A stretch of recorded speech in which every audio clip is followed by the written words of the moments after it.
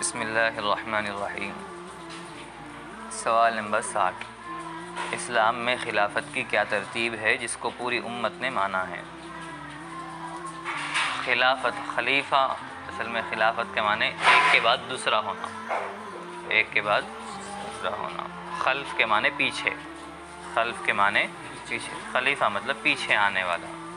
تو اللہ کے نبی کے بعد مسلمانوں کی ذمہ داری، مسلمانوں کے معاملات کی ذمہ داری جو لوگ سنبھالے ان کو خلیفہ بولتے ہیں۔ اللہ کے نبی کے بعد مسلمانوں کی ذمہ داری، مسلمانوں کے معاملات کی ذمہ داری جو سنبھالے اس کو کیا بولتے؟ خلیفہ بولتے ہیں۔ جب تک اللہ کے نبی تھے اللہ کے نبی کی بات مانی جاتی تھی۔ آپ کسی بھی سلسلے میں کوئی فیصلہ کر دے تو وہ بات آخری ہے۔ اللہ کے نبی کسی بھی سلسلے میں کوئی فیصلہ کر دے تو وہ بات آخری ہے۔ اسی طرح امت میں ایک امیر کا ہونا ضروری ہے۔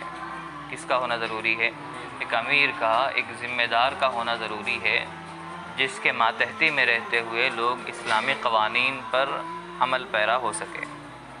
بھائی ایک ذمہ دار اگر بنا لیے، کیا کرے؟ آپ ایک ذمہ دار بنا لیے تو ان جو بولا چاروں کے مشورے سے ہی صحیح، چار لوگ مشورہ کرے اور ایک ذمہ دار ایک بات طے کر دیا تو اس وقت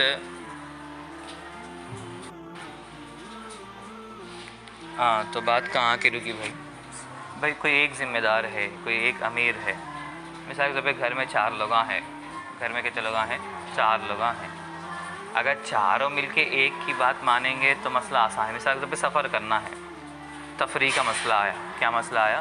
تفریح کا مسئلہ آیا۔ بھائی ہمارے کو تھوڑا موڈ ہے پھرنے کا، باہر پھرنا چاہ رہے ہیں۔ ایک آدمی بولا بھائی ہم بینڈال پہاڑ جاتے بول کے ایک آدمی بولا۔ اب ایک آدمی بولا کہ نہیں وہ سیتائی گڑم کا ایک علاقہ ہے، وہاں بھی ایک چھوٹی بہت دیکھنے کی چیزیں ہیں، وہاں جاتے بول کے ایک بندہ بولا۔ اور ایک بندہ بولا کہ نہیں رام چندر پورم کا جنگل ہے بول کے ایک بولا۔ اور ایک بولا نہیں ادھر پنگڑا پار ہونے کے بعد بھی ایک جنگل ہے بول کے ایک بولا۔ ایسا الگ الگ نام آ گئے۔ تو اگر کسی ایک کی بات کو ہم فیصل بنا دیے، یعنی کسی ایک کی بات کو ہم آخری بنا دیے تو یہ سب کے سفر آسان ہے۔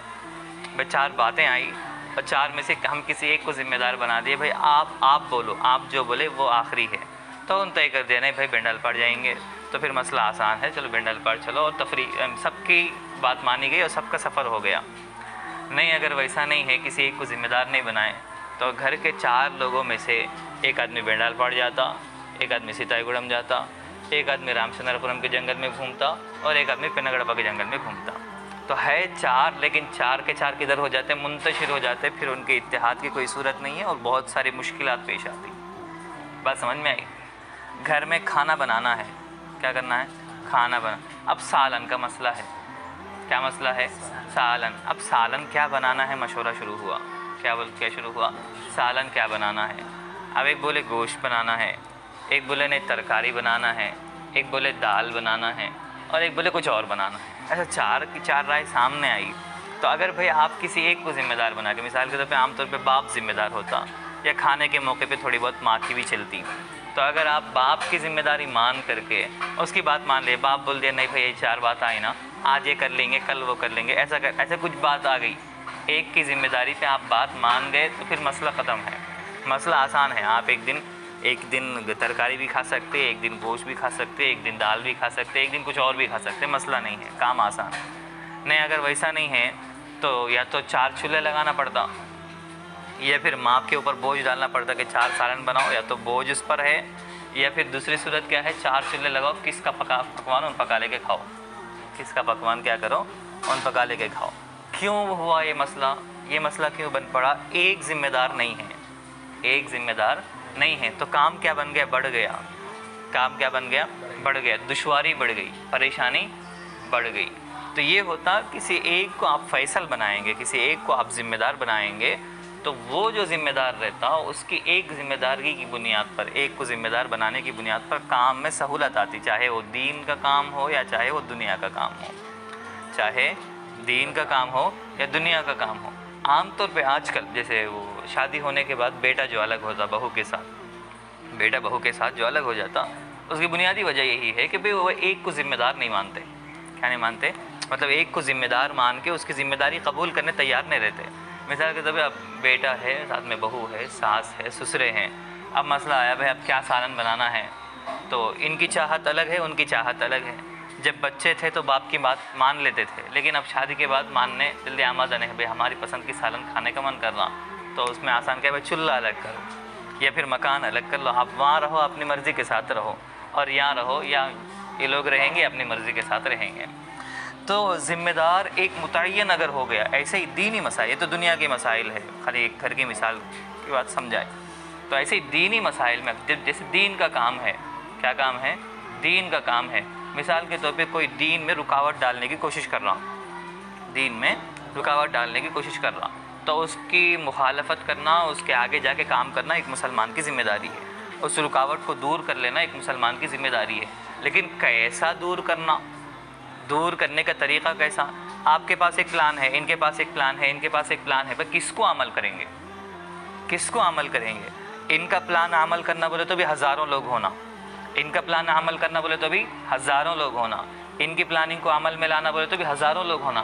تو کیا کریں گے آپ بھائی؟ سو ہمارے پاس 1000 لوگ ہیں، ہمارے پاس مثال کے طور پہ 1000 لوگ ہیں، 1000 لوگ کس کو دیں گے؟ 1000 لوگ ان کو دیں گے، 1000 ان کو دیں گے یا 1000 ان کو دیں گے؟ تو اب کوئی ایک ذمہ دار رہتا تو ان اپنی فراست سے، چاروں کی مشورے سے جو بات ہوتی اس میں جو سب سے بہتر بات رہتی اس کو طے کر دیتا، بھائی یہ کام سب سے زیادہ مناسب ہے۔ تو جب کیا بن جاتا، ایک کام مضبوط ہوتا وہ 1000 لوگوں کی طاقت کی بنیاد پر، ورنہ ہے 1000 لوگ، اس میں 300 ہو گئے، اس میں 300 ہو گئے، اس میں 300 ہو گئے، ہر کام کمزور، ہر کام کیا پڑ جاتا؟ کمزور پڑ جاتا۔ بات سمجھ میں آ رہی؟ بھائی ایک کام کرنا ہے جس میں 40 لوگوں کی ضرورت ہے اور ہے 40 لوگ، لیکن اب یہ 40 لوگ مل کے 40 لوگوں کا کام کریں گے تو آسان ہے۔ اگر 40 کا کام ہے مگر کام کتنے لوگوں کر رہے؟ 10 لوگوں کر رہے تو مشکل بن جاتا نا، یہ بھی مشکل، وہ بھی مشکل، یہ بھی مشکل۔ ایسا جو دینی امور رہتے، کیا رہتے؟ جو دینی امور، جو دینی کام رہتے، اس میں اللہ کے نبی جب تک تھے، اللہ کے نبی فیصل تھے، اللہ کے نبی جو بولے وہ ضروری تھا۔ تو اللہ کے نبی جانے کے بعد جو امور مسلمین ہے، جو مسلمانوں کے کام ہیں، ان کی ذمہ داری، جو دینی کام ہے ان کی ذمہ داری جو لوگ سنبھالے ان کو کیا بولتے؟ خلیفہ بولتے۔ کیا بولتے ہیں؟ خلیفہ۔ اور اس طرح بٹھائے جانے کو، اس ذمہ داری کا نام خلافت۔ تو اللہ کے نبی کے بعد یہ ترتیب کیسے چلی؟ اللہ کے نبی کے بعد پہلے ذمہ دار کون بنے، پھر اس کے بعد ذمہ دار کون ہے، پھر اس کے بعد ذمہ دار کون بنے؟ تو اس کی ترتیب یہاں سے لا رہے کہ اسلام میں خلافت کی ترتیب، یعنی حضور صلی اللہ علیہ وسلم کی وفات کے بعد پہلے خلیفہ حضرت ابو بکر صدیق رضی اللہ عنہ ہے، پھر حضرت عمر رضی اللہ عنہ، پھر حضرت عثمان رضی اللہ عنہ، پھر حضرت علی رضی اللہ عنہ ہے۔ یہ 4 خلیفوں کی ترتیب ہو گئی۔ پہلے اللہ کے نبی کے بعد ذمہ دار حضرت ابو بکر تھے، حضرت ابو بکر کے انتقال کے بعد حضرت عمر تھے، حضرت عمر کے انتقال کے بعد حضرت عثمان تھے، اور حضرت عثمان کے انتقال کے بعد حضرت علی تھے۔ بات سمجھ میں آ رہی؟ اس کے بعد دیکھیے حضرت ابو بکر صدیق رضی اللہ عنہ کا تعارف کرائیے، وہ خلیفہ ہے۔ کیا ہے یہ؟ خلیفہ ہے۔ اور اللہ کے 4 خلیفہ ہے۔ کتنے ہیں یہ؟ 4 خلیفہ۔ اور اللہ کے نبی کی حدیث کیا ہے؟ علیکم بسنتی وسنت الخلفاء الراشدین المہدیین، تم میری سنت کو بھی لازم پکڑو اور میرے خلفاء کی سنت کو بھی لازم پکڑو، یعنی میرا طریقہ بھی اپناؤ اور میرے خلفاء کا طریقہ بھی اپناؤ۔ میرے جو خلفاء کا مطلب وہی خلیفہ، میرے بعد جو ذمہ دار بنیں گے، میرے بعد جو خلیفہ بنیں گے، ان کا طریقہ بھی تمہارے لیے لازم ہے، ان کا طریقہ بھی تمہارے لیے لازم ہے۔ تو ہم کو اللہ کے نبی کی بھی سنت ہونا، تو ہم اللہ کے نبی کے بارے میں جان لیے، بھئی نبی کے اوصاف کیا ہے، نبی کی صفات کیا ہے، نبی کیسے تھے، نبی کی اولاد کیا ہے، یہ سب ہم جان لیے۔ تو اب ہم کو دوسری طرف خلفاء کی سنت بھی معلوم کرنا ہے، خلفاء کے طریقے پہ بھی عمل کرنا ہے، تو کم از کم ان کا تعارف تو ضروری ہے نا۔ بھئی جس کے سنت پہ ہم کو عمل کرنا ہے اس کا نام تو معلوم رہنا نا، اس کا نام کیا ہے، کب پیدا ہوئے، کیا ہے۔ تو جس کے سنت پہ عمل کرنے کا حکم ہم کو اللہ کے نبی دے رہے ہیں، جس کے طریقے پہ عمل کرنے کا حکم ہم کو اللہ کے نبی دے رہے ہیں، تو اس کے بارے میں مختصر جاننا تو ضروری ہے۔ اس لیے ابھی آپ بول رہے کہ ابو بکر صدیق رضی اللہ عنہ کا تعارف کرائیے، انٹروڈکشن بولتے نہیں، تھوڑا سا آپ مختصر باتیں بیان کرو۔ تو بول رہے حضرت ابو بکر کا نام ہے عبداللہ، نام ابو بکر نہیں ہے، نام کیا ہے؟ عبداللہ۔ لقب صدیق، عتیق، یہ 2 لقب ہے۔ لقب کیا ہے؟ صدیق اور عتیق۔ اس سے پہلے بولا لقب کے معنی، لقب کیا ہوتا؟ آپ کے اندر کی جو خامیاں، جو صفات رہتی، جو بھی صفات چاہے اچھے ہو یا برے، ان صفات کی بنیاد پر جو نام رکھا جاتا ہے اس کو لقب بولتے ہیں۔ بیردو بول کے تیلگو میں بولتے ہیں، اسی طرح انگلش میں کیا بولتے ہیں میرے ذہن میں نہیں ہے۔ لقب صدیق اور عتیق۔ کنیت، کنیت کس کو بولتے ہیں؟ عرب والے کنیت یہ شرافت سمجھتے تھے، یعنی عزت کی چیز ہے کنیت۔ مثال کے طور پہ میرے بیٹے کا نام عبداللہ ہے، میرے بیٹے کا نام عبداللہ ہے، تو کیا کرتے تھے بیٹے کی طرف نسبت کرتے ہوئے، اب باپ کو کیا بولتے؟ ابن بولتے عربی میں، باپ کو کیا بولتے؟ ابن۔ بیٹا ہے تو میرا بیٹا عبداللہ، تو عبداللہ کا باپ کو عربی میں کیا بولتے؟ ابو عبداللہ، ابو عبداللہ۔ تو ابو عبداللہ میری کنیت بن گئی، کیا بن گئی؟ ابو عبداللہ میری کنیت بن گئی۔ نہیں تو ماں ہے مثال کے طور پہ، وہ عورت ہے تو اس کی بیٹا ہے، مثال کے طور پہ اس کی بیٹی، اس کا ایک بیٹا ہے عبداللہ، تو ماں کو کیا بولتے ہیں عربی میں؟ امن بولتے، تو عبداللہ، عبداللہ یہ ان کی کنیت۔ تو بیٹی جیسے اللہ کے نبی کی کنیت ہم کیا بولتے ہیں؟ ابو القاسم، کیا ہے؟ ابو القاسم اللہ کے نبی کی کنیت ہے، قاسم آپ کے بیٹے کا نام ہے اور ابو کے معنی باپ، تو ابو القاسم یعنی قاسم کا باپ، قاسم کا باپ۔ تو اس کو بولتے بیٹے کی طرف نسبت کرتے ہوئے، اور بعض مرتبہ کسی خاص انسان کے پاس کوئی صلاحیت ہے، کوئی کمال ہے، اس کمال کی طرف نسبت کرتے ہوئے بھی کنیت لگا دیتے، اس کمال کی طرف، اس صلاحیت کی طرف نسبت کرتے ہوئے بھی کنیت لگاتے۔ تو یہ حضرت ابو بکر یہ کیا ہے؟ ابو بکر کنیت ہے۔ والد کا نام ابو قحافہ ہے، یعنی ابا کا نام ابو قحافہ، امی کا نام سلمہ۔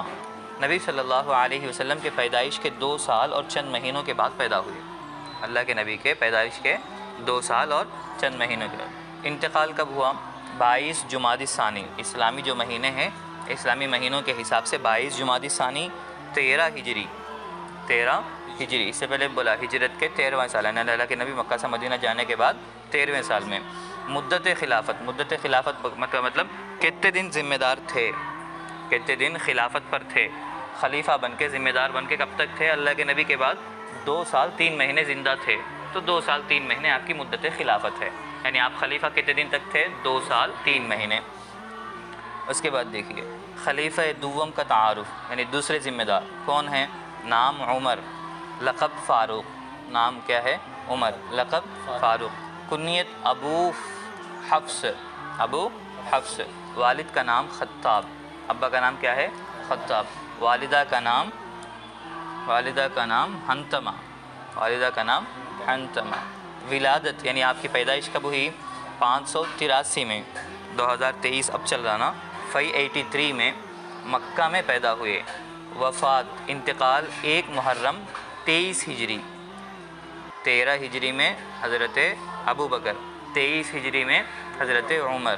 مدت خلافت 10 سال 6 مہینے، مدت خلافت 10 سال 6 مہینے۔ خلیفہ سوم کا تعارف کرائیے، نام عثمان، لقب ذوالنورین، لقب کیا ہے؟ ذوالنورین، کنیت ابو عبداللہ، کنیت کیا ہے؟ والد کا نام عفان، ابا کا نام عفان، والدہ کا نام عروہ ہے۔ ولادت پیدائش کب ہوئی؟ 576 میں، وفات 18 ذی الحجہ 35 ہجری میں، کتنے میں؟ 35 ہجری۔ مدت خلافت 13 سال ہے، مدت خلافت کتنے سال ہے؟ 13 سال۔ آگے خلیفہ چہارم کا تعارف، نام علی، لقب مرتضیٰ، مرتضیٰ بھی لقب ہے، اسد اللہ بھی لقب ہے، کنیت ابو الحسن اور ابو تراب ہے۔ والد کا نام عبد مناف، والد کا نام کیا ہے؟ عبد مناف، یعنی ابو طالب، ابو طالب بولو یا عبد مناف، دو ایک ہی۔ والدہ کا نام فاطمہ، ولادت اللہ کے نبی کے نبوت سے 10 سال پہلے، اللہ کے نبی کی نبوت سے 10 سال پہلے۔ وفات 21 رمضان 40 ہجری میں ہوئی، 21 رمضان 40 ہجری میں۔ مدت خلافت 4 سال 9 مہینے، مدت خلافت کرتا ہے 4 سال 9 مہینے ہیں۔ دیکھیے آگے، دنیا میں آپ صلی اللہ علیہ وسلم کے وزیر کون ہیں؟ وزیر کس کو بولتے ہیں؟ بمعنی منسٹر، وزیر یعنی آپ کا ساتھ دینے والے۔ حضرت ابو بکر صدیق رضی اللہ عنہ، دنیا میں کون ہے؟ حضرت ابو بکر۔ آسمان پر آپ صلی اللہ علیہ وسلم کے وزیر کون ہیں؟ تو حضرت جبریل۔ حضرات عشرہ مبشرہ کے نام بتاؤ۔ عشرہ مبشرہ اس سے پہلے بھی آیا، عشرہ مبشرہ کا مطلب وہ 10 صحابہ، وہ 10 صحابہ جن کو دنیا میں ہی اللہ کے نبی بشارت دے دیے، خوشخبری دے دیے، کیا بول کے؟ کہ یہ لوگ جنتی ہے۔ ایک ہوتا دیکھیے صحابہ، الصحابۃ کلہم عدول، صحابہ سب کے سب نیک ہے، سچے ہیں۔ اور قرآن کریم میں بھی رضی اللہ عنہم ورضوا عنہ، صحابہ جتنے ہیں سب سے اللہ راضی ہے اور وہ سب اللہ سے راضی ہیں۔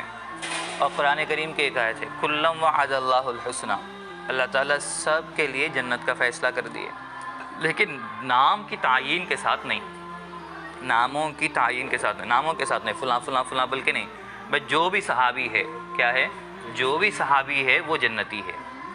اب صحابی کس کو بولتے وہ اس سے پہلے پڑھے، اللہ کے نبی کو ایمان کی حالت میں دیکھے اور مرتے دم تک ایمان کی حالت میں رہے، تو اس لیے کسی کے بارے میں پکا نہیں بول سکتے تھے۔ اب یہ تو اللہ کے نبی کو فی الحال دیکھے ایمان والے بن گئے، لیکن مرتے دم تک ایمان کی حالت میں رہتے نہیں رہتے وہ بات نہیں معلوم، رہے تو صحابی ہے، نہیں رہے تو صحابی نہیں ہے۔ اب رہتے کہ نہیں رہتے کہ نہیں معلوم نا، اس لیے اب ان کو پکا جنتی بول کے نہیں بولتے تھے۔ البتہ یہ بات تو پکی تھی کہ جو بھی صحابی ہے کیا ہے، جنتی ہے۔ تو ناموں کی تعیین کے ساتھ نہیں تھی بات، لیکن اللہ کے نبی کیا کرے، ان صحابہ میں سے بعض صحابہ کے نام لے کر ذکر کرے کہ یہ لوگ جنتی ہے، بعض لوگوں کے نام کے ساتھ ذکر کر دیے کہ بھئی یہ جنتی ہے، یہ جنتی ہے، یہ فلاں جنتی ہے، فلاں جنتی ہے۔ ان کو بولتے ہیں عشرہ مبشرہ، یعنی ایسے 10 لوگ ہیں جن کو اللہ کے نبی جنت کی خوشخبری دے دیے۔ اب ایک مسئلہ یہ ہے کہ اس کے علاوہ کسی اور کو نہیں دیے کیا؟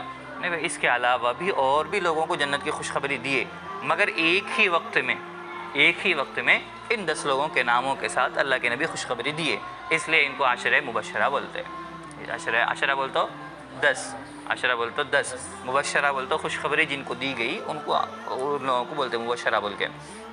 دیکھیے 10 لوگوں کے نام: حضرت ابوبکر صدیق، عمر فاروق، حضرت عثمان، حضرت علی، حضرت سعد بن وقاص، حضرت سعید بن زید، حضرت ابو عبیدہ بن جراح، حضرت طلحہ بن عبید اللہ، حضرت زبیر بن عوام اور حضرت عبد الرحمن ابن عوف رضی اللہ عنہم اجمعین۔ نمبر 68، کس صحابی کو سید الشہداء کا لقب دیا گیا؟ سید کے معنی سردار، شہداء کے معنی شہید، یعنی اللہ کے راستے میں جس کی جان چلی گئی، اللہ کے راستے میں جس کا انتقال ہو گیا، اللہ کے راستے میں جس کو مارا گیا اس کو شہید بولتے ہیں۔ سید کے معنی سردار، یعنی سید الشہداء، جتنے لوگوں کو اللہ کے راستے میں مارا گیا ان سب کے سردار کون ہے؟ حضرت حمزہ رضی اللہ عنہ، اللہ کے نبی کے چچا ہے، اللہ کے نبی کے چچا ہے حضرت حمزہ۔ آگے دیکھو، اللہ کے نبی حضرت محمد صلی اللہ علیہ وسلم کے مرض الوفات کس کو بولتے ہیں؟ میں آگے لکھ دیا، وہ بیماری جس میں آپ کی وفات ہو گئی۔ مرض کے معنی بیماری، وفات کا مطلب مر جانا، تو مرض الوفات کون سی بیماری کو بولتے ہیں؟ ایسی بیماری اس کے لگنے کے بعد پھر اچھا نہیں ہوا، کنٹینیو چلتا رہا، اس کے بعد انتقال ہو گیا، بخار شروع ہو گئی اور بخار میں انتقال ہو گیا، تو اس کو کیا بولتے ہیں؟ مرض الوفات۔ تو اللہ کے نبی مرض الوفات، یہ مرض الوفات میں یعنی آپ کے بیماری کے دنوں میں نماز کون پڑھا ہے؟ یہ سوال ہے۔ دیکھیے آپ صلی اللہ علیہ وسلم کے بیماری کے دوران آپ کے حکم سے، یعنی آپ کے بولنے سے، ابو بکر صدیق رضی اللہ عنہ نے 21 نمازیں پڑھائی۔ کتنے نمازیں پڑھائے؟ 21 نمازیں۔ آپ صلی اللہ علیہ وسلم کی نماز جنازہ کس نے پڑھائی؟ دیکھیے آپ صلی اللہ علیہ وسلم کی نماز جنازہ کسی نے بھی نہیں پڑھائی، حکم میں تھا کہ کوئی نماز جنازہ نہیں پڑھائیں گے، بلکہ تمام صحابہ نے تنہا آپ کی نماز جنازہ پڑھی۔ کیا کرے؟ سنگل حضرت عائشہ میں رکھ دیے، ایک جاؤ نماز پڑھ کے نکلو۔ حضور صلی اللہ علیہ وسلم کی قبر کس نے بنائی اور کیسی بنائی؟ حضرت ابو طلحہ رضی اللہ عنہ نے بغلی قبر بنائی۔ بنانے والے کون ہیں؟ ابو طلحہ۔ اور بغلی قبر کی 2 قسمیں ہوتی، قبر کی کیا ہوتی؟ ایک کو لحدی بولتے اور ایک کو بغلی بولتے، ایک کو لحدی بولتے اور ایک کو بغلی بولتے۔ لحدی کا مطلب کیا ہوتا؟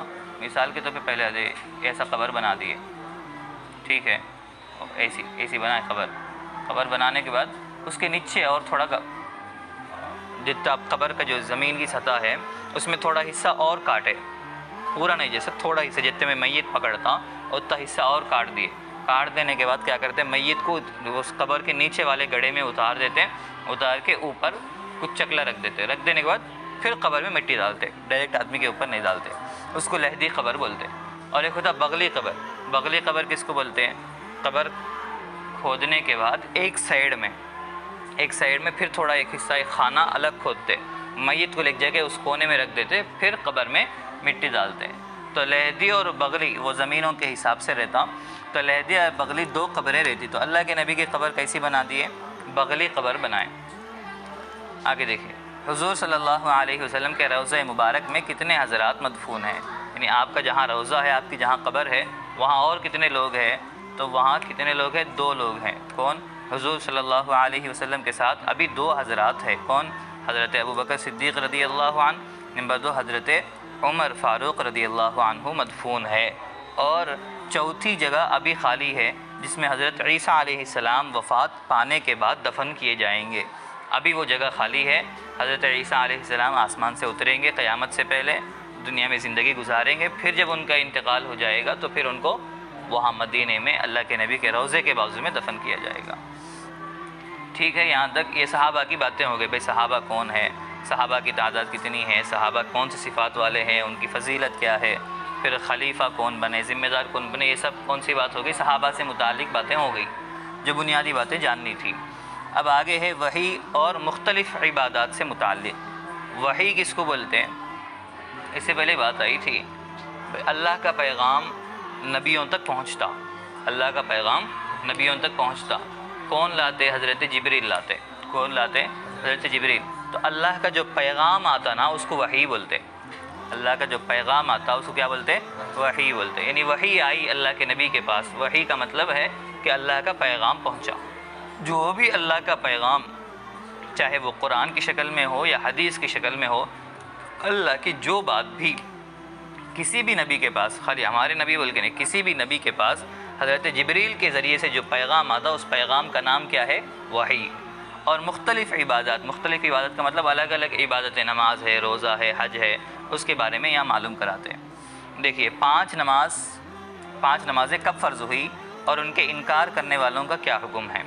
دیکھیے معراج کے موقع پر فرض ہوئی۔ اس سے پہلے پڑھے تھے معراج کب ہوئی، تو اس معراج کے موقع پر جب اللہ کے نبی آسمانوں کا سفر کر کے آئے، عرش کے پاس گئے، اللہ کے پاس ملاقات کے لیے گئے، تو اس وقت کیا ہوئی؟ یہ 5 نمازیں بھی دیے تو کتنے تھے؟ 50 نمازیں دیے، لیکن اللہ کے نبی جب بار بار واپس جا رہے تھے، واپس جاتے جاتے کتنے کرائے؟ 50 سے 5 نمازیں کرا کے دیے۔ 50 سے کتنی نمازیں باقی رہ گئی؟ 5 نمازیں باقی رہ گئی۔ تو اب تو یہ مسلمانوں کو تو پہلے یہ سمجھنا ہے کہ نمازوں کا جو مسئلہ ہے، کون سا مسئلہ؟ نمازوں کا مسئلہ یہ تحفہ ہے۔ یہ کیا ہے؟ تحفہ، ہدیہ۔ کیا ہے؟ ہدیہ۔ مثال کے طور پہ کوئی بندہ کسی بڑے کے پاس گیا یا پھر ہمارے گھر پہ کوئی مہمان آیا، ہم جاتے وقت اس کو کیا کریں؟ ایک ہدیہ دیے، ایک تحفہ دیے۔ وہ تحفہ اور ہدیہ ایسا رہتا کہ اس کو واپس کرنا مناسب نہیں ہے، اس کو واپس نہیں کیا جا سکتا۔ بھئی آپ ایک بڑے آدمی کے پاس گئے، کچھ کام دیوانے کے جیسا میرے کو دیکھ لیتے، کہاں گئے ہوں؟ وہ فین کب ڈالے ان کو اپن؟ وہ اسے ہوشیار رہتے کیا حقیقی دنیا میں سمجھ میں نہیں آتا۔ بند کرے تھا اللہ میاں، یہ دنیا ہوتی ہے۔ وہ کہاں تک گئے اپنی بات میں؟ ہاں وہ چلتا چاہنا جی۔ بسم اللہ، کب سے چل رہا کہ نہیں معلوم اس میں۔ بسم اللہ الرحمن الرحیم۔ وحی اور مختلف عبادات سے متعلق۔ تو وحی کے بارے میں تو بتا دیا کہ وحی کس کو بولتے؟ اللہ کا پیغام جو نبیوں تک آتا اس کو وحی بولتے، اور الگ الگ عبادتوں کے بارے میں بھی اس میں بولتے۔ تو ایک مسئلہ پہ 5 نمازوں کا مسئلہ تھا، 5 نمازیں کب فرض ہوئی؟ 5 نمازیں کب فرض ہوئی اور ان کے انکار کرنے والوں کا کیا حکم ہے؟ مطلب انکار کرنے والے کو ہم کیا بولیں گے؟ انکار کرنے والا مسلمان رہتا نہیں کافر بن جاتا؟ کیا مسئلہ ہے؟ تو سب سے پہلے تو بولے معراج کے موقع پر جب اللہ کے نبی آسمانوں پر گئے، عرش پہ گئے، اللہ تعالیٰ سے ملاقات ہوئی، اس وقت یہ 5 نمازیں مسلمانوں پر فرض ہوئی۔ 5 نہیں، پہلے کتنے دیے تھے؟ 50 دیے، اور یہ اللہ کے نبی کو دیا گیا تحفہ ہے۔ اللہ کے نبی اللہ کے پاس گئے تو اللہ تعالیٰ کیا کرے؟ اللہ کے نبی کو بھی اور پورے امتیوں کو ایک تحفہ دیے، پوری امتیوں کو کیا کرے؟ ایک تحفہ دیے۔ خوشی کے موقع پہ گفٹ بولتے نہیں، بھائی آپ ہمارے پاس آئے، جاتے جاتے یہ ہدیہ لے کے جائیے، یہ گفٹ ہے ہماری طرف سے۔ اور ہدیہ تحفہ کیسا رہتا؟ ہدیہ تحفہ یہ واپس کرنا بہت مشکل کام ہے. جیسا جیسے انسان کا سامنے ہدیہ دینے والے کا مقام جیسا رہتا اس کو واپس کرنا بھی اتنا ہی مشکل رہتا. اب جیسے آپ میرے پاس پڑھ رہے ہیں, آپ کو یہ ہدیہ دیے, میرے لیے سہولت ہے, میرا من کرے تو میں لے لیتا ہوں, من نہیں کرا تو میں آپ کو واپس کر دوں گا کہ میرے نف کو رہنے دو. اگر کوئی ہمارے اساتذہ میں سے میں کوئی ہدیہ کرے, ہمارے استادوں میں سے میں کوئی ہدیہ کرے, تو وہاں پہ انکار کی گنجائش نہیں ہے. جو دیے آپ کو لینا ہی لینا ہے. بات سمجھ میں آ رہی؟ میرے کو پسند نہیں آئی, میرے کو نف کو بول کے واپس کرنے کا موقع نہیں ہے, بس لینا ہے, خاموش لے کے رکھ لینا ہے, پسند آئے تو استعمال کر لینا ہے. تو ایسے جیسے جیسا مقام بڑھتے جاتا, اب کوئی بڑے اللہ والے ہیں تو ان کا مقام تو اور زیادہ ہے. تو اب جیسے دنیا دار ہے, دنیا والے ہیں, پہ آپ کسی منسٹر کے پاس گئے یا آپ کسی سی ایم کے پاس گئے, کسی اور کے پاس گئے, انہوں نے آپ کو کوئی ہدیہ دیا, واپس آتے وقت آپ ہمارے پاس آئے بلکہ کوئی ہدیہ پیش کرا, کسی کی ہمت ہے اس کو واپس کرنے کی, بھائی نک کو بھائی تمہیں رکھ لو بلکہ کون تو بول سکتا ہوں, تمہیں دیے سو ہدیہ تمہارے نک کو, تمہیں رکھ لو بلکہ کون تو بول سکتے ہیں؟ نہیں بول سکتے. کیوں؟ اس لیے کہ ہدیہ ایک عزت میں, محبت میں پیش کر دے. اور آج کل کے ہدیے کے نخرے اتنے بھی رہتے ہیں. مثال کے طور پہ آپ کو میں ایک پین ہدیہ کرا تو بعد تو تاکید یہ پین آپ ہی استعمال کرنا, آپ کے علاوہ کوئی اور استعمال نہیں کرنا. حالانکہ ہدیہ کے بعد چیز میری بن گیا, میری مرضی میں کچھ بھی کروں, لیکن ہدیہ کیسا رہتا, آپ ہی استعمال کرنا, آپ کے علاوہ کوئی اور استعمال نہیں کرنا. تو یہ سارے مسائل رہتے ہدیے میں. تو یہ نمازیں اللہ تعالیٰ کی جانب سے اللہ کے نبی کو ہدیہ ہے. اللہ بولے تو سب سے بڑے بادشاہ ہے, اللہ کے دربار میں گئے تو کیا مطلب ہے, وہاں کا جو ہدیہ ہے وہ بالکل واپسی کے قابل کا نہیں ہے, اس کو واپس نہیں کر سکتے. ایسا نہیں بول سکتے کہ آپ کا ہدیہ ہے تنب کو رکھ لو بول کے, نہیں بول سکتے. لیکن پھر بھی امت کی فکر تھی. حضرت موسیٰ کیا بولے, بھئی آپ کی امت 50 نہیں پڑھ سکتی, مشکل بن جاتا. تو اللہ کے نبی بھائی امت نہیں پڑھ سکتی تو پھر پریشانی ہوتی, بول کے پھر اللہ تعالیٰ کے پاس جا کے کیا بولے, اللہ آپ ہدیہ دیے نا 50 نمازیں, بہت انتہائی بہت خوشی کی چیز ہے, آپ کا ہدیہ ملا, مگر آپ کا ہدیہ تھوڑا رکھ لو, ہمارے کو زیادہ ہو گیا. کیسا دکھتا ہے؟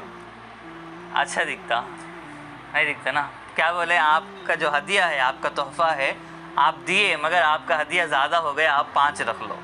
ٹھیک ہے, اگر 5 پہ مسئلہ ختم ہو جاتا تو بھی چلو مان لیتے, لیکن پھر آئے تو پھر کیا بولے نہیں پڑھ سکتی. چلو 45 سے پھر 40, پھر 40 سے 35, 35 سے 30, 30 سے 25, 20, 15, 10, آخر میں آگے کیا 5 بچی. کتنے بچی؟ تو کتنے بار جانا پڑا 45 کم کرنے؟ تقریباً 9 بار. تقریباً کتنے بار؟ 9 بار گئے تو نا, 5 بار کم ہوتے, 45 کم ہوئی. تو 9 بار اللہ کے نبی, اور اللہ کے نبی کو سب سے زیادہ محبت کس سے ہیں؟ اللہ سے ہیں, اور اللہ کو محبت اللہ کے نبی سے ہیں. تو انتہائی محبت اور عظمت, سب سے بڑی ذات اور سب بادشاہوں کے بادشاہ, ایسے دربار میں جا کے محبت کا جو ہدیہ ملا, بار بار کیا بولنا پڑ رہا, اللہ آپ کا ہدیہ لے لو, اللہ آپ کا ہدیہ لے لو, اللہ آپ کا ہدیہ لے لو. کتنے بار بولے؟ 9 بار بولے. اگر کوئی انسان ایک مرتبہ اپنے اوپر محسوس کر کے دیکھے تو واقعی بڑی چیز ہے وہ. خالی سننے کے لیے تو یوں کوئی سمجھ میں نہیں آتا, لیکن خود اگر محسوس کر کے دیکھے اپنے اوپر کہ بھائی ہم کسی کے گھر جاتے تو اس کا ہدیہ اس کے منہ پہ واپس نہیں کر سکتے, ایسا بول سکتے کہ بھائی آپ کا ہدیہ نہ کو آپ رکھ لو بول کے. لیکن اللہ کے نبی امت کے خاطر کتنے مرتبہ گئے؟ 9 مرتبہ جا کے واپس کرائے, اللہ آپ کا ہدیہ زیادہ ہو گیا, اللہ آپ کا ہدیہ زیادہ ہو گیا. اب 5 بچے, پھر بھی اللہ کے حضرت موسیٰ کیا بول رہے ہیں, آپ کی امت یہ بھی نہیں پڑھتی. تو اب ہر بار گئے تو کتنے بچ گئے؟ 5 کم ہوتے گئے, اب بچے 5. اب یہ بار بھی گیا تو یہ 5 بھی چلے گئے, تو پھر مسئلہ مشکل بن جاتا. بلکہ اللہ کے نبی کروں مجھے شرم آتی ہے اب آپ جانے سے, دوبارہ جانے سے, اس لیے پھر اللہ کے نبی واپس ہو گئے. تو ایک تحفہ ہے, تحفہ سمجھ کے پڑھیں گے تو واقعی تحفہ ہے. ہدیے میں کیا ہوتا, لذت رہتی. سب سے انسان کو جو خوشگوار ملک ہے, یعنی انسان کی جو اپنی پراپرٹی بنتی, سب سے زیادہ خوشگوار اس کے لیے ہدیہ ہے. جیسے خرید و فروخت ہے, انسان کوئی چیز مول لیا, پیسے دے کے لیا, تو اس سے بھی کسی چیز کا مالک بنتا. کوئی چیز کوئی ہدیہ دیا تو بھی مالک بن جاتا. لیکن انسان کے لیے جو لذت کی چیز ہے, لذت کی چیز ہدیہ ہے. اس لیے کہ اس میں کچھ بھی محنت نہیں کرنا پڑا, میں لیٹ کے تھا, آپ آگے میں ایک ہدیہ کرے, خوشی کا موقع ہے, آپ آگے میں 10,000 دیے, میں خوشی خوشی جیب میں رکھ لوں گا. اور ایک وہ ہے, میں صبح سے لے کے شام تک 1 مہینہ مکمل کام کرا, اس کے بعد میں ایک 10,000 ہاتھ میں آئے, اس میں خوشی نہیں ہے. کیوں خوشی نہیں ہے؟ میں محنت کرا بھائی, 1 مہینہ مسلسل محنت کرا, یہ میرا حق ہے. لیکن ایک وہ ہے جس میں میری کوئی محنت نہیں ہے, میں آرام سے گھر بیٹھا ہوں اور آپ آ کے ہدیہ میرے ہاتھ میں 10,000 روپے رکھ دیتے, تو کتنی لذت کی چیز ہے. تو ایسے نماز جو تحفہ ہے اگر اس کو صحیح استعمال کرے، صحیح اس کو نماز بنائے، تو نماز میں واقعی لذت ہے، نماز میں بہت لذت ہے، بہت مزہ ہے، لیکن اس کو تحفہ سمجھ کے، اس کو ہدیہ سمجھ کے کام کرے تو پھر مزے ہیں، اس کو بوجھ سمجھے تو پھر مسئلے ہے۔ دیکھیے، تو معراج کے موقع پر فرض ہوئی اور ان کا انکار کرنے والا کافر ہے۔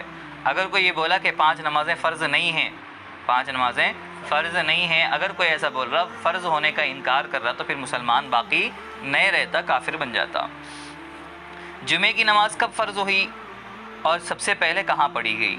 دیکھیے 12 ربیع الاول 1 ہجری، اللہ کے نبی ہجرت کرنے کے بعد پہلا سال، تو 12 ربیع الاول میں، یعنی ربیع الاول کی 12 تاریخ کو 27 سپٹمبر 622 میں، 27 سپٹمبر 622 میں، اور سب سے پہلے مدینہ منورہ میں، مدینہ منورہ کے بنی سالم، کیا ہے یہ؟ بنی سالم کے محلے میں حضور صلی اللہ علیہ وسلم نے نماز پڑھائی۔ جمعے کی نماز کب ہوئی؟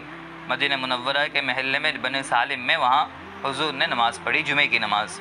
حج کب فرض ہوا؟ حج 9 ہجری میں فرض ہوا۔ کتنے ہجری میں؟ 9 ہجری میں۔ اور جو اس کا وقت ہے، زندگی میں 1 مرتبہ اس کی فرضیت ہے۔ کب ہے؟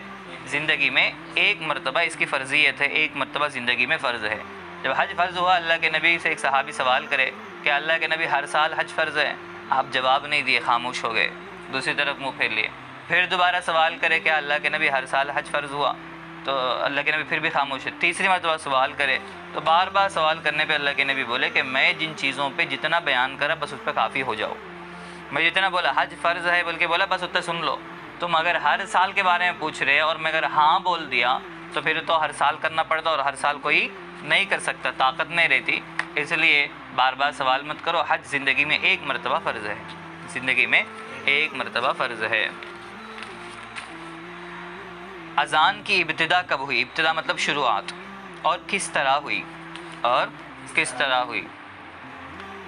دیکھیے اذان کی ابتدا 2 ہجری میں ہوئی۔ کلمات اذان، کلمات اذان کا مطلب جو اذان کے کلمے ہیں، اللہ اکبر اللہ اکبر اللہ اکبر اللہ اکبر اشہد ان لا الہ الا اللہ، اس طرح جو اذان کے کلمات ہیں، یہ حضرت عبداللہ بن زید رضی اللہ عنہ نے خواب میں فرشتے سے سنا تھا، جس کو اللہ کے نبی صلی اللہ علیہ وسلم نے نمازوں اور جمعہ کے لیے مسنون قرار دیا ہے۔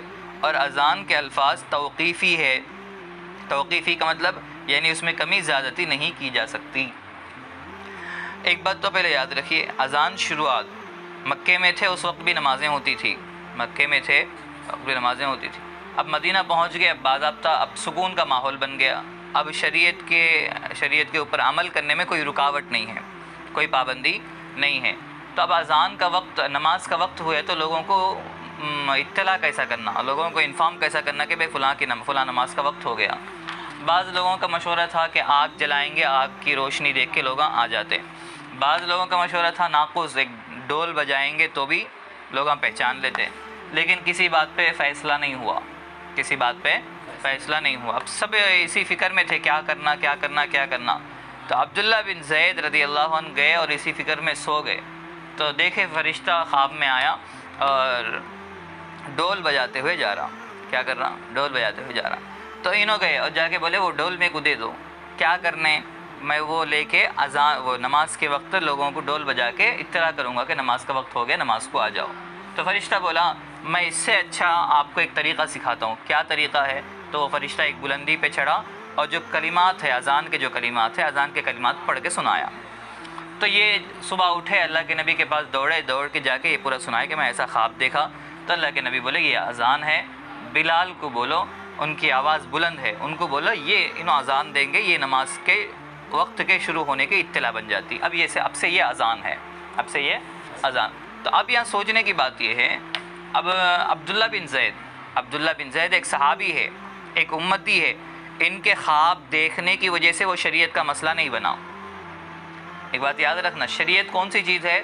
قرآن میں جو باتیں ہیں وہ شریعت ہے، اللہ کے نبی جو باتیں بولے وہ شریعت ہے، اللہ کے نبی جو باتیں بولے وہ شریعت ہے، یا اللہ کے نبی خواب میں بھی دیکھے تو بھی شریعت ہے۔ اس لیے کہ وحی جو ابھی بولے، اللہ کا پیغام جو آتا اس کی الگ الگ شکلیں ہیں، ایک تو خواب کی شکل میں بھی آتا، تو نبی کا جو خواب ہوتا، نبی کا خواب بھی وحی ہے، اور نبی کے خواب میں جو باتیں آتی وہ بھی شریعت ہے۔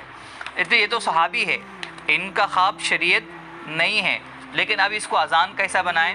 تو اللہ کے نبی یہ بولے کہ ہاں یہ فرشتہ تھا، اور یہ جو باتیں ہیں یہ من جانب اللہ بتائی گئی، اللہ کی جانب سے بتائی گئی، اللہ کے نبی کے مقرر کرنے سے وہ شریعت کا حصہ بنا۔ کس کے کرنے سے؟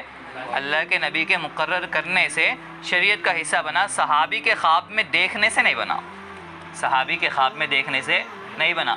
اس لیے آپ کو یہ نہیں بولنا کہ میں خواب میں دیکھا کہ اب نماز کا طریقہ میرے کو نیا بتا دیا گیا، اب میں لوگوں میں اعلان کرتا ہوں سب نمازیں ایسا پڑھیں گے، بول تو نہیں چلتا۔ کیوں نہیں؟ اس لیے کہ آپ کے خواب کا کوئی اعتبار نہیں ہے۔ بھائی عبداللہ بن زید کے خواب کا کیسا اعتبار کرے؟ تو بھائی وہاں ان کے خواب کا اعتبار نبی کرے اور نبی مقرر کرے۔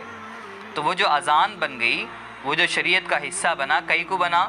اللہ کے نبی کے متعین کرنے سے شریعت کا حصہ بنا، صحابی کے خواب میں دیکھنے سے نہیں بنا۔ بات سمجھ میں آ رہی؟ تو پھر اس کے بعد یہ توقیفی کا مطلب یہ اللہ کی جانب سے ہے، جیسا ہے آپ اس کو ویسے ہی استعمال کرنا ہے۔ آپ مثال کے طور پہ اگر کوئی یہ نہیں بولنا ہے بھئی وہ زمانے میں لوگ عربی سمجھتے تھے، اب لوگ عربی نہیں سمجھتے، اب ہم مئی گان کرتے بھئی اللہ بڑا ہے، اللہ بڑا ہے، اللہ بڑا ہے، اللہ بڑا ہے، اس کے بعد اشہد ان لا الہ الا اللہ کا ترجمہ کرتے، میں گواہی دیتا ہوں کہ اللہ کے علاوہ کوئی معبود، میں اردو میں بولتا ہوں بھائی آج لوگوں کو سمجھ میں نہیں آتا، بولتا نہیں چلتا، کیا نہیں چلتا؟ میں اردو میں بولتا ہوں، بولتا چلنے کی بات نہیں ہے، اس لیے کہ توقیفی کا مطلب من جانب اللہ، آپ کو اتنی اجازت ہے، آپ کو شریعت میں اتنی اجازت دی گئی، آپ وہی الفاظ بولنا ہے، چاہے وہاں والے عربی سمجھتے ہو یا نہ سمجھتے ہو۔ آپ کو یہ بھی ایکسٹرا بڑھانے کی اجازت نہیں ہے، بھائی لوگوں کو یہ اذان بول کر نہیں سمجھ میں آتا ہے، میں آگے بڑھاتا ہوں، بھائی نماز کو آؤ، بھائی نماز کو آؤ بول کے بلاتا ہوں، بولتا چلنے والی بات نہیں ہے۔ کیوں نہیں؟ آپ کو یہ جتنے الفاظ دیے گئے آپ کو اتنا ہی کرنا ہے، جتنے الفاظ دیے گئے آپ کو اتنا ہی کرنا، کمی کر سکتے نہ آپ زیادتی کر سکتے، نہ اس میں تبدیل کر سکتے، جیسا ہے ویسے رکھنا ہے۔ اور الحمدللہ آج تک بھی وہی الفاظ لوگ اذان مانتے اور نماز کا وقت مانتے، اس کو اذان سن کے کیا سمجھتے؟ نماز کا وقت ہو گیا سمجھتے، آپ کو الگ سے کچھ بڑھانے کی ضرورت نہیں ہے، ٹھیک ہے نا؟ روزہ کب فرض ہوا اور اس کے انکار کرنے والے کا حکم کیا ہے؟ روزہ 2 ہجری میں یعنی ہجرت کے بعد دوسرے سال میں فرض ہوا، اور اس کا منکر کافر ہے، اگر کوئی روزے کا انکار کرتا ہے تو کافر بن جاتا۔ وحی کسے کہتے ہیں اور اس کی شرعی حیثیت کیا ہے؟ وحی کس کو بولتے؟ دیکھو، اللہ کا جو پیغام نبی پر نازل ہوتا ہے اس کو وحی کہتے ہیں۔ نبی کا خواب، کشف اور الہام سب وحی کا درجہ رکھتے ہیں، اور وحی کی طرح سب حجت ہے۔ یعنی جیسے ابھی بولے نبی خواب میں بھی اگر کوئی چیز دیکھے تو وہ بھی ویسے ہی لازم ہے، وہ بھی ضروری ہے اس پر عمل کرنا بھی۔ یا پھر نبی کا کشف اور الہام ہے، یعنی نبی پر کوئی بات دماغ میں کھل گئی، فرشتہ آ کے نہیں بولا، فرشتہ آ کے نہیں بولا، نبی کے دل پہ کوئی بات کھل گئی اور نبی کو کوئی بات سمجھ میں آ گئی، تو وہ بھی کیا ہے؟ وحی ہے، وہ بھی اللہ کا پیغام ہے، وہ بھی اللہ کا پیغام ہے، اس پر بھی عمل ضروری ہے۔ الہام کسے کہتے ہیں اور اس کی شرعی حیثیت کیا ہے؟ الہام دیکھیے، اللہ کی جانب سے نیک بندوں کے دلوں میں کوئی بات آنے کا نام الہام ہے۔ بعض مرتبہ دلوں پہ کوئی بات کھل جاتی، اللہ کی جانب سے کوئی بات سمجھ میں آ جاتی، اس کو کیا بولتے ہیں؟ الہام بولتے ہیں۔ اگر الہام شریعت کے موافق ہے، یعنی دین کے جو اصول ہے، جو دین کی مزاج ہے، اگر اس سے ملتا جلتا الہام ہے تو ٹھیک ہے، مان لیں گے، اگر اس سے الگ آ رہا بول کے بولے تو نہیں مانیں گے۔ بات سمجھ میں آئی؟ مثال طور پہ کسی کے دل میں آ رہا کہ اب میرے کو ظہر کی نماز نہیں پڑھنا، دل بول رہا میرے کو سو جانا اچھا دکھ رہا، سو جانے میں خیر ہے، اگر کسی کو دکھ رہا ہے، الہام کا اعتبار نہیں ہے، اس الہام کا کوئی اعتبار نہیں ہے، بالکل بیکار بات ہے وہ۔ الہام شریعت کے موافق آپ کا ہے تو آپ کا ٹھیک ہے، الہام آپ کا شریعت کے موافق نہیں ہے تو پھر وہ کام ٹھیک نہیں ہے، بلکہ وہ شیطانی خیال اور وسوسہ ہے، شیطانی خیال اور حضرت محمد صلی اللہ علیہ وسلم پر پہلی وحی کہاں نازل ہوئی؟ سب سے پہلی وحی کب آئی؟ غار حرا میں۔ حضرت محمد صلی اللہ علیہ وسلم پر سب سے پہلے وحی غار حرا میں مکہ مکرمہ میں نازل ہوئی۔ کہاں ہوئی؟ مکہ مکرمہ میں نازل ہوئی۔ بات کہاں چل رہی تھی پھر؟ مکہ مکرمہ میں نازل ہوئی۔ وحی کے بارے میں آپ صلی اللہ علیہ وسلم نے سب سے پہلے کس کو بتایا؟ ام المومنین حضرت خدیجہ رضی اللہ عنہ کو، اس وقت اللہ کے نبی کی زوجہ ہے، آپ کی بیوی ہے، ان کو بتائے۔ سب سے پہلے وحی میں کتنی آیتیں نازل ہوئی؟ یہ لوگ ہمیں کو پڑھانے نہیں دیتے کیوں جی؟ سب سے پہلے وحی میں کتنی آیتیں نازل ہوئی؟ کون ہے یہ دستگیر؟ عقیقے کی دعوت نہیں ہوتا کرتا، ذبح کرنے کی دعوت کرتا، میرے کو ذبح کرنا ہوتا ٹھیک ہے۔ سب سے پہلے وحی میں 5 آیتیں نازل ہوئی۔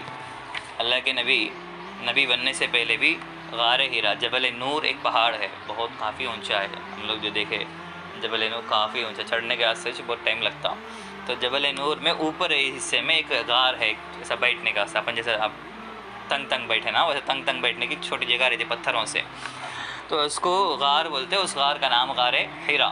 وہاں جا کے اللہ کے نبی عبادت کرتے تھے، مہینے عبادت کرتے تھے، کبھی کبھی 1 مہینہ بھی گزار دیتے تھے۔ حضرت خدیجہ کھانا لے جا کے پہنچاتی تھیں، تو وہاں سب سے پہلے حضرت جبریل آئے اور اطلاع کرے، یعنی وحی نازل ہوئی، 5 آیتیں نازل ہوئی۔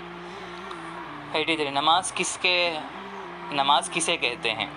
نماز خدا تعالیٰ کی عبادت اور بندگی کرنے کا ایک خاص طریقہ ہے۔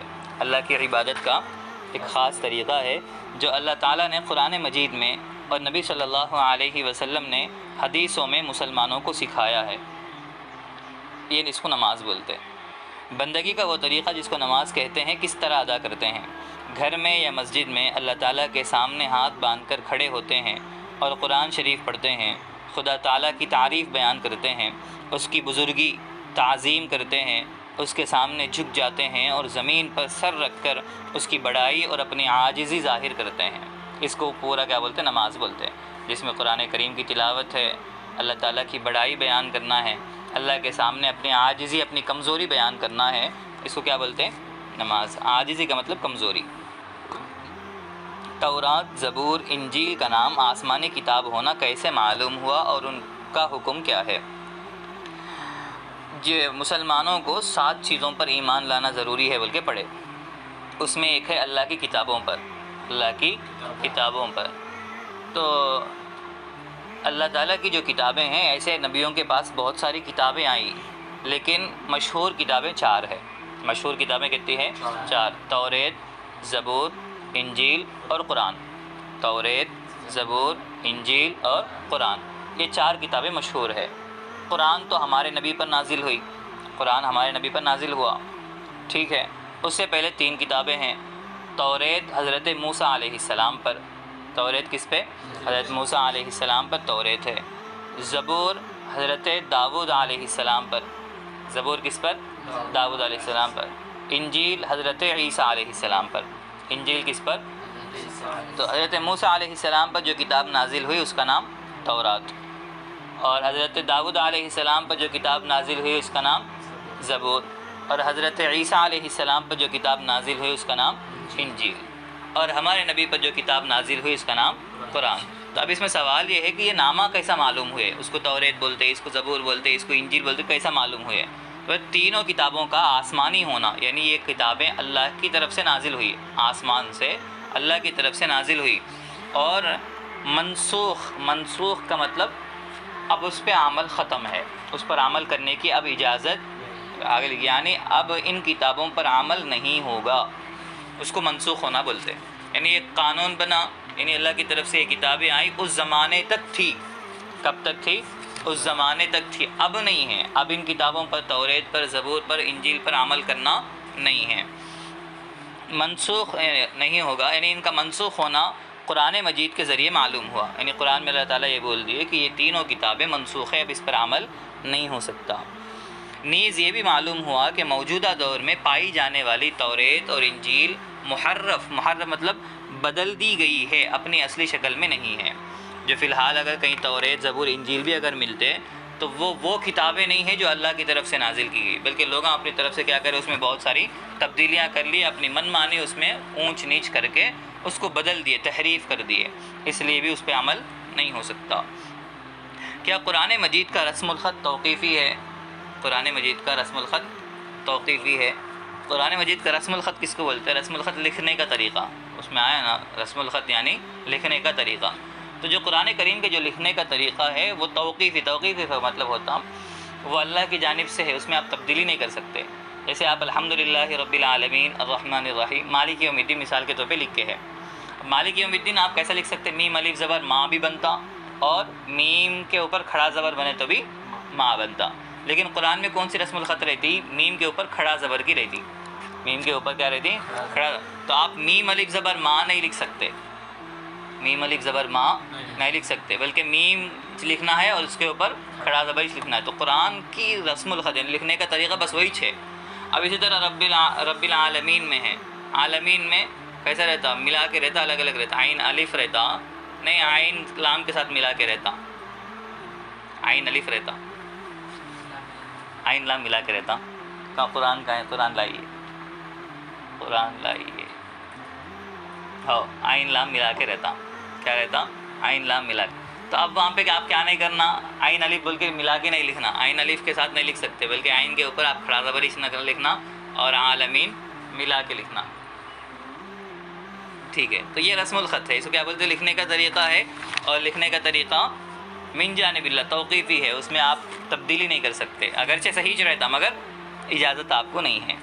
آگے دیکھو قرآن مجید میں کتنی آیتیں ہیں؟ 6236 کہتے ہیں 6200. اس کے بعد کی گنتی بولو. 6230 کو 6 36. صحیح قول کے مطابق اتنے ہے، ورنہ تو لوگ کیا بولتے ہیں؟ 66 بولتے ہیں، 6666 یعنی 6666 بولتے ہیں. وہ صحیح نہیں ہے. صحیح روایت یہ ہے کہ 6236 ہے. قرآن مجید خدا کا کلام اور صفت ہے یا دوسرے مخلوقات کی طرح مخلوق ہے؟ اصل میں یہ بھی سمجھنا ہے، ایک ہے خدا کی صفت ہونا اور ایک ہے خدا کی مخلوق ہونا. خدا کی مخلوق کا مطلب کیا؟ جیسے آپ ہے، میں ہیں، یہ الماری ہے، یہ ڈیز ہے، وہ کتابیں ہیں، کچھ بھی بولو، یہ ساری چیزیں اللہ پیدا کرے. یہ ساری چیزیں کیا کرے؟ اللہ پیدا کرے. مخلوق اور خدا دو الگ الگ چیزیں ہیں. مخلوق اور خدا دو الگ الگ چیزیں ہیں. تو اب یہ دو الگ الگ چیزیں اور مخلوق سب کے سب ختم ہو جاتی. مخلوق کیا ہو جاتی؟ ختم ہو جاتی. لیکن اللہ کی ذات کبھی ختم ہونے والی نہیں ہے. تو اگر مخلوق کسی چیز کو ہم مان رہے ہیں، مگر مثال طور پہ میں بولا بھائی یہ مخلوق ہے، مطلب کیا؟ یہ ختم ہو جانے والی بول کے بول رہا ہوں میں. تو جو قرآن ہے، قرآن مخلوق نہیں ہے. اگر قرآن کو ہم مخلوق بول کے بولے تو مطلب کیا ہوا؟ قرآن بھی ایک دن ختم ہو جاتا. حالانکہ مسئلہ ویسا نہیں. قرآن اللہ کی ایک صفت ہے، اللہ کی ایک صفت ہے، اللہ کا کلام ہے. قرآن کیا ہے؟ اللہ کا کلام. اللہ کا کلام بولتے اب جیسے یہ کلام کس کو بولتے ہیں؟ بات کرنے کو کلام بولتے ہیں. اب میں بات کر رہا ہوں تو یہ میرے زبان سے جو نکل رہا ہے یہ میرا کلام ہے. یہ کیا ہے؟ یہ میرا کلام ہے. تو میں ہوں، مثال کے طور پہ میں ہوں. اب جو صفات رہتے نا، ایک رہتا ہے انسان کی ذات اور ایک ہوتی ہے انسان کی صفات. انسان ذاتی اعتبار سے سب برابر ہے، انگلیاں سب کے برابر ہے، ناک، آنکھ، کان، سر، بالاں، بقیہ پورا بدن سب کا برابر کا ہے. پورے انسان برابر ہے، کسی کے ساتھ کوئی فرق نہیں ہے. لیکن صفات کا فرق رہتا ہے. صفات کا مطلب اچھا ہونا، برا ہونا، کالا ہونا، گورا ہونا، لمبا ہونا، گڈھا ہونا. اس طرح یہ اس کو کیا بولتے ہیں؟ صفات بولتے ہیں، کوالٹیز بولتے ہیں. بات سمجھ میں آئی؟ خوبصورت ہونا، بدصورت ہونا، موٹا ہونا، دبلا ہونا، یہ سارے کیا ہے؟ کوالٹیز ہے، صفات ہے. اور صفات انسان کے ساتھ چمٹ کے رہتے، الگ نہیں ہوتے. بھائی لمبا ہے تو انسان ہے تو لمبا رہتا، انسان ہی نہیں ہے تو لمبا کہاں سے رہتا؟ نہیں رہتا نا. انسان ہے تو لمبا ہے، انسان ہے تو گڈھا ہے، انسان ہے تو موٹا ہے، انسان ہے تو دبلا ہے. تو جو بھی چیزیں جو صفات رہتے، صفات انسان کے ساتھ مل کے رہتے، الگ نہیں ہوتے. تو یہ قرآن ہے، قرآن یہ اللہ کی صفت ہے. قرآن کیا ہے؟ اللہ سے کوئی الگ چیز نہیں ہے، اللہ کی صفت ہے. تو جیسے اللہ کی ذات ختم نہیں ہوتی تو قرآن جو اللہ کی صفت ہے وہ بھی ختم ہونے والی نہیں ہے. اگر ہم قرآن کو صفت نہیں بولے، مخلوق بولے، مطلب کیا ہوا؟ مخلوق تو سب کو ختم ہونا ہی چاہے، تو قرآن بھی ختم ہو جاتا. مخلوق ختم ہونے والی چیز ہے تو ہم کیا بولنا چاہ رہے ہیں؟ قرآن بھی ختم ہو جاتا. نعوذ باللہ، ویسا نہیں ہے. قرآن اللہ کی صفت ہے. قرآن کیا ہے؟ اور اللہ کبھی بھی ختم نہیں ہوتے تو صفت بھی کبھی ختم نہیں ہوتی. بات سمجھ میں آ رہی؟ ایک ظریف میں کلاس لگائیے، شاید مولانا یہاں آرام کرتے ہیں. تو بات یہ چل رہی تھی کہ قرآن کو ہم کیا بولیں گے؟ قرآن مخلوق نہیں ہے، قرآن اللہ کا کلام ہے اور اللہ کی صفت ہے. ایسے پہلے ہم بولے اللہ کی جو صفات کمالیہ ہے اس میں کیا ہے؟ حیات، علم، سماع، بصر. کلام نہیں ہے اس میں، بعض جگہ کلام بھی رہتا، خلق و تکوین، قدرت وغیرہ آیا، تو اس میں کلام بھی ایک اللہ کی صفت ہے. تو یہ اللہ کا کلام ہے اور قرآن اللہ کی صفت ہے. تو مطلب کیا ہوا؟ قرآن بھی کبھی ختم ہونے والی چیز نہیں ہے، مخلوق کے جیسا نہیں ہے۔ آگے ہو گیا نا؟ قرآن مجید اللہ تعالیٰ کا کلام ہے، خدا کی صفت ہے، مخلوق نہیں۔ مخلوق ماننے کا مطلب یہ ہوگا کہ یہ مٹ جائے گا، حالانکہ اللہ کا کلام مٹنے والا نہیں ہے۔ دیکھیے 89، کیا قرآن مجید مکمل ہمارے پاس موجود اور محفوظ ہے؟ یعنی قرآن مجید جتنا ہمارے پاس نازل ہوا، آپ الگ سے لا کے دے رہے پیسے میں دیے نا؟ ہاں انگلش کی کتابوں کے بعد میں دیجیے، میں تھوڑی دیر سے لوں گا، اب بھی چھونا آپ کو کتابیں۔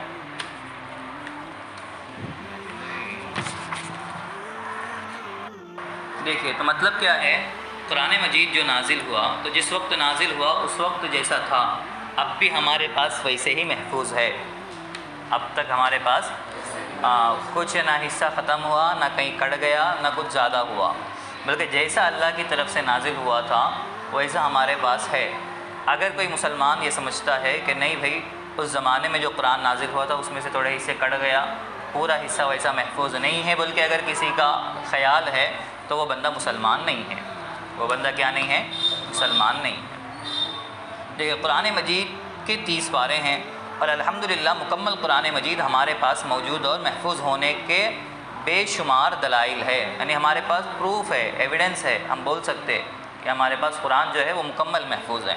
اگر اس میں کوئی شک کرے تو وہ کافر ہو جاتا ہے، انکار تو دور کا مسئلہ، اگر کوئی شک بھی کر رہا، کسی کو ڈاؤٹ بھی آیا تو وہ مسلمان باقی نہیں رہتا، کافر بن جاتا۔ ختم نبوت سے متعلق عقائد، کس سے متعلق؟ ختم نبوت۔ ختم نبوت کس کو بولتے ہیں؟ نبوت کا سلسلہ حضرت آدم علیہ السلام سے شروع ہوا۔ کہاں سے شروع ہوا؟ حضرت آدم علیہ السلام سے شروع ہوا۔ آدم علیہ السلام سب سے پہلے نبی ہے، اس کے بعد ہر زمانے میں اور ہر علاقے کے اعتبار سے اللہ تعالیٰ نبیوں کا سلسلہ جاری کرے۔ نبی آتے تھے، لوگوں کو سمجھاتے تھے، پھر وہ نبی گئے تو دوسرے نبی، اور بعض مرتبہ ایک زمانے میں دو نبی بھی رہتے تھے، اس علاقے میں وہ نبی، اس علاقے میں یہ نبی، اور یہ سلسلہ چلتے چلتے ختم نبوت یعنی ہمارے نبی حضرت محمد مصطفیٰ صلی اللہ علیہ وسلم پر ختم ہو گیا۔ یہ سلسلہ چلا ختم۔ آخری نبی کون ہے جو سب سے اخیر میں آئے؟ حضرت محمد صلی اللہ علیہ وسلم ہے۔ آپ کے بعد پھر کوئی اور نبی آنے والا نہیں ہے، آپ کے بعد پھر کوئی اور نبی آنے والا نہیں ہے۔ نبوت کا دروازہ ختم ہے، نبوت کا دروازہ بند ہے، نبوت کا دروازہ ختم بند ہے، آپ کے بعد کوئی اور نبی آنے والے نہیں ہیں۔ اصل میں اب ختم نبوت ہے، یعنی نبوت کا دروازہ بند ہے، تو قیامت تک آنے والے تمام انسانوں کے لیے، قیامت تک آنے والے تمام لوگوں کے لیے اگر صحیح راستہ ہے تو وہ ہمارے نبی کا بتایا ہوا راستہ ہے۔ ہمارے نبی جو راستہ بتائے وہ کہاں تک ہے؟ قیامت تک کے لیے ہے، قیامت تک کے لیے۔ قرآن کی تعلیمات قیامت تک کے واسطے ہیں، قرآن کی تعلیمات قیامت تک کے واسطے ہیں، بیچ میں کچھ قانون بدلنے والا نہیں ہے، بیچ میں کچھ قانون بدلنے والا نہیں ہے، اس میں تبدیلی ہونے والی بھی نہیں ہے۔ یہ اصل مسئلہ ہے، یہ اصل مسئلہ ہے۔ اگر کوئی بندہ مثال کے طور پہ معاذ اللہ کوئی بندہ نبوت کا دعویٰ کرا، میں نبی ہوں بول کے بولا، کیا بول کے بولا؟ میں نبی ہوں بول کے بولا، تو اگر لوگ ان کو ماننا بھی شروع کر دیے، اس کی باتوں پہ عمل کرنا بھی شروع کر دیے، گویا مطلب یہ ہوا کہ اب اسلام کی تصویر، اسلام کی صورت ختم ہو گئی، اب یہاں سے ایک نیا منظر چل رہا، کوئی نبی نہیں بن سکتا، لیکن کوئی نبوت کا دعویٰ کرا میں نبی ہوں بول کے، تو شریعت تو کیا بولتی؟ نبی نہیں ہے۔ اب ان جو جھوٹا دعویٰ کرا اگر لوگاں اس کو ماننا شروع کر دیے تو گویا اسلام سے ہٹ گئے، کیا ہو گئے؟ اسلام سے ہٹ گئے، اسلامی تعلیمات سے ہٹ گئے۔ اللہ کا جو قانون تھا قیامت تک کے لیے تھا، اب اس قانون کو چھوڑ کے ہم دوسری طرف جا رہے، دوسرے راستے پر جا رہے، تو ختم نبوت کو نہیں ماننے والا یا اللہ کے نبی کے بعد کوئی اور نبی ماننے والا ان ایمان پر باقی نہیں رہتا، بلکہ اسلام سے نکل جاتا، ایمان سے نکل جاتا۔ دیکھیے عقیدہ ختم نبوت سے کیا مراد ہے؟ حضرت محمد صلی اللہ علیہ وسلم اللہ کے آخری نبی ہونے کو اس حیثیت سے تسلیم کرنا کہ آپ کے بعد قیامت تک کوئی نبی پیدا نہیں ہوگا، آپ کے بعد قیامت تک کوئی نبی آنا نہیں ہے۔ قرآن مجید کی کتنی آیتوں میں عقیدہ ختم نبوت کا تذکرہ ہے؟ یعنی قرآن مجید میں کتنی مرتبہ آیا؟ 100 آیتوں میں ہے۔ کتنے آیتوں میں؟ 100 آیتوں میں۔ وہ آیت بتائیے جس میں حضور صلی اللہ علیہ وسلم کو خاتم النبیین یعنی نبیوں کے سب سے اخیر میں آنے والے کہا گیا۔ محمد صلی اللہ علیہ وسلم تمہارے بالغ مردوں میں سے کسی کے باپ نہیں ہیں، لیکن وہ اللہ کے رسول اور سب نبیوں کے آخر میں ہے۔ سورہ احزاب کی آیت ہے، ما کان محمد ابا احد من رجالکم ولکن رسول اللہ وخاتم النبیین، پارے 22 میں ہے۔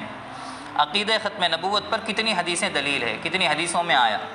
200 سے زائد حدیثوں میں یہ بات آئی کہ ہمارے نبی آخری نبی ہے، ہمارے نبی کے بعد کوئی نبی آنے والے نہیں ہیں۔ عقیدہ ختم نبوت ایمان کا حصہ ہے یا نہیں؟ ایمان کا حصہ ہونے کا مطلب کیا؟ مانے تو ایمان والے، نہیں مانے تو کافر، ایسا ہے یا نہیں ہے؟ تو بول رہے ہیں عقیدہ ختم نبوت ایمان کا حصہ ہے، حتیٰ کہ قبر کے مختصر سوال و جواب میں مومن بندہ کہے گا اسلام میرا دین اور محمد صلی اللہ علیہ وسلم میرے نبی ہے جو تمام نبیوں کے آخر میں ہے۔ وہاں جواب بھی بندہ کیا دے گا؟ محمد صلی اللہ علیہ وسلم میرے نبی ہے اور وہ خاتم النبیین ہے۔ عقیدہ ختم نبوت پر کوئی جامع حدیث پیش کیجئے۔ جامع کا مطلب، جامع کس کو بولتے؟ پر اثر، یعنی اس کے اندر ایک اچھی بات۔ جامع کس کو بولتے تو کیا سمجھ میں آتا لوگ؟ آگے دیکھیے، اللہ کے نبی حضرت محمد صلی اللہ علیہ وسلم نے فرمایا ان قریب میری امت میں 30 جھوٹے پیدا ہوں گے۔ کتنے؟ 30 جھوٹے۔ ان میں سے ہر ایک کا گمان یہ ہوگا، یعنی ہر ایک یہ دعویٰ کرے گا کہ وہ نبی ہے، حالانکہ میں سب نبیوں کے آخر میں ہوں، میرے بعد کوئی نبی نہیں ہوگا۔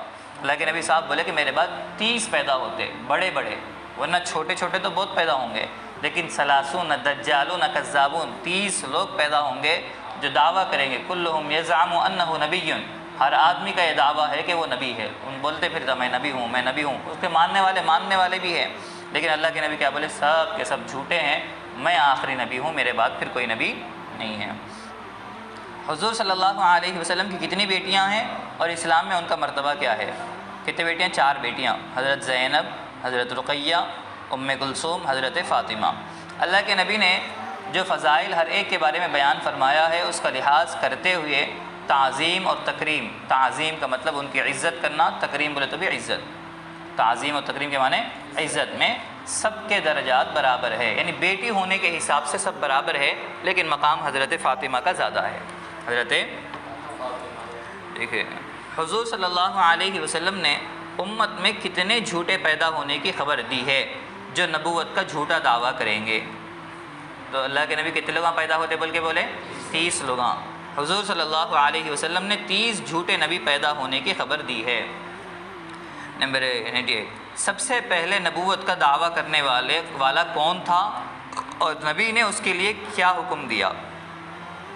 اللہ کے نبی کے زمانے میں ہی شروع ہو گئے، اللہ کے نبی کے ابھی انتقال، ابھی وفات نہیں ہوئی، اس سے پہلے جھوٹا دعویٰ کرنے والے شروع ہو گئے، میں نبی ہوں بول کے۔ تو اس میں مسیلمہ کذاب، اسود عنسی وغیرہ۔ دیکھیے سب سے پہلے نبوت کا دعویٰ کرنے والا اسود عنسی تھا، نبی نے اس کے قتل کا حکم دیا تھا۔ نبی کیا بولے؟ اس کو قتل کر دو بول کے بولے۔